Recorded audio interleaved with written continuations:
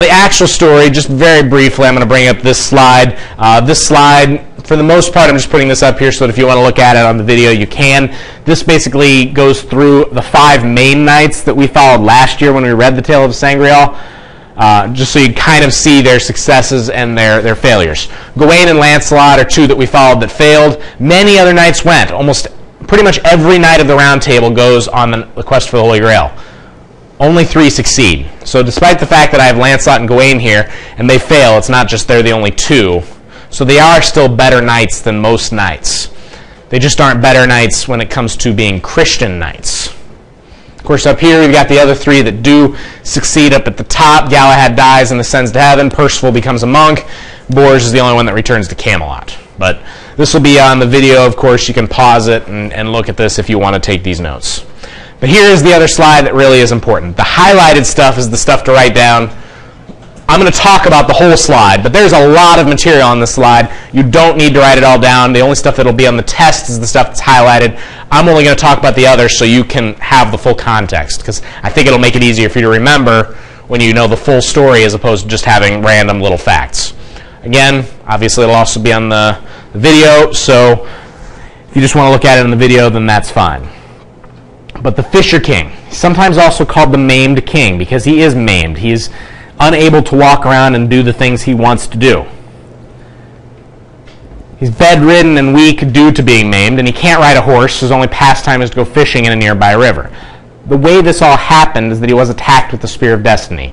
To give you the full story, he was in battle. This is King Pelles is his name, although you really only need to know him as the Fisher King. King Pelles was in battle with this other knight that ended up in his castle that wanted to try to kill him for some reason. That knight's name was Sir Balin. I forget the specifics on why they were fighting, but I'm sure there probably was a reason.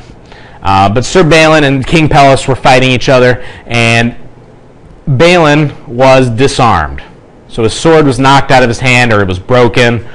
Again, I'm not remembering every detail off the top of my head, but King Pelles then is chasing Sir Balin around because Sir Balin, without a weapon, decides to run away from the battle. So he's running through King Pelles' castle looking for something, anything that he can use as a weapon to defend himself and try to kill King Pelles.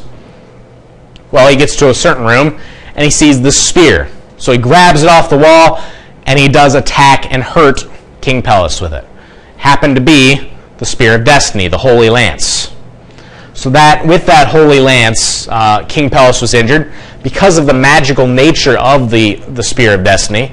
Once again, being the spear that pierced Christ's side, he actually was injured and his wound would never heal. And the second part that is also highlighted right here is one of the most important parts thematically, because the land he rules over decays as he does. Since this wound never heals, the Fisher King is in a constant state of basically getting weaker and weaker and weaker. The land that he rules over is dying off slowly. Now there are 2 different versions of the Grail story. The one we read was the later one, the more recent one, the Mallory one with Sir Galahad in it. But there's actually a different one where Sir Galahad doesn't even exist. And that story is what we're getting to down here in this, the 2 that have the black lines next to them. In the original story, only Percival could heal the Fisher King. In that version of the story, Percival is actually too immature at the beginning of the story, and he actually gets to the Castle Carbonek, which is the castle of King Pelles, and he sees a procession of priests that are carrying the Grail, another, I think it's a platter that was also supposedly used at the Last Supper, and the Spear of Destiny. And he doesn't ask about it. And according to the story, simply by asking about it, by asking intelligent questions about what those were, it would have actually healed the Fisher King. But he's too spiritually immature. He didn't understand what he saw, and he decided it was better just to not ask. So he doesn't ask any questions. And when he doesn't ask any questions, the Fisher King has to live in suffering for many more years. While Percival goes out and builds up a reputation, first as a secular knight, because he has to be famous enough, but then also as a spiritual knight as well. So it's really his attempt to sort of become more famous that is most of the story. It's his attempt to become a worthy knight. So the Percival version deals with spiritual growth. So I think that's kind of interesting because with Percival, it is him actually trying to become a good enough knight. It makes him a very human hero. And according to, of course, all the Hero Quest stuff we did about midway through this semester, it gets into that idea of you have to grow. The hero almost always grows in a story. The hero is almost always a dynamic character. Percival is a dynamic character. He has to become better. He's not good enough at the beginning. In the later versions, when we get down here at the bottom, Galahad appears and he replaces Percival as the Grail Knight and the healer. Galahad is pretty much a second coming of Christ. He's simply in armor instead of, in a robes riding a donkey. But it's pretty much what he is. He's considered to be a completely pure knight. He heals all these people. When he fights people off, he only kills them if he absolutely has to. Otherwise, he just vanquishes them from the area. He pretty much does everything right. He is a static character. Galahad doesn't change from beginning to end. He is this pure, wonderful knight who does everything perfectly from page 1 of the Tale of the Sangreal to when he ascends into heaven and is seen no more.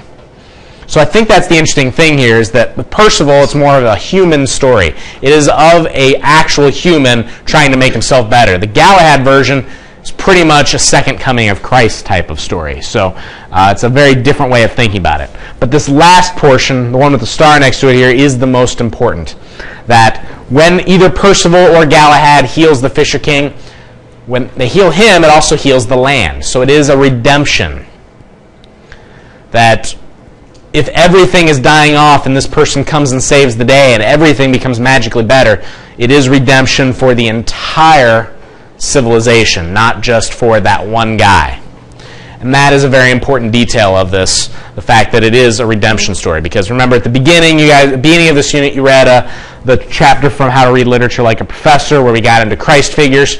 In the overall story that we're telling, the overall narrative, it is King Arthur. But in this particular story, depending on, again, which version you're reading, it's either Percival or Galahad. And the one that the video is produced for that you watched, it's Galahad. And the one I'm telling you about here as well, it's Percival. They're your Christ figures, because they're the ones bringing redemption.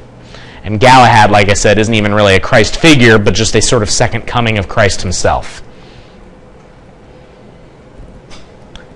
Now with that, we're going to kind of switch gears for a second, because now we're getting into, that basically ends the Tale of the Sangreal. But what ends up happening is all these knights go out, and many of them don't succeed. So with Sir Galahad, you probably have, for the one time only, all 150 chairs of the Round Table actually filled. But when they leave, many knights die. Galahad disappears. Percival's gone. Many other knights die in this mission. So this is sort of the beginning of the end for the Round Table. When they return, then we get to this. And like I said, we can always go back to that. If there's stuff you didn't get, we can go back to it, or of course there's the video. We should have some time at the end of class though.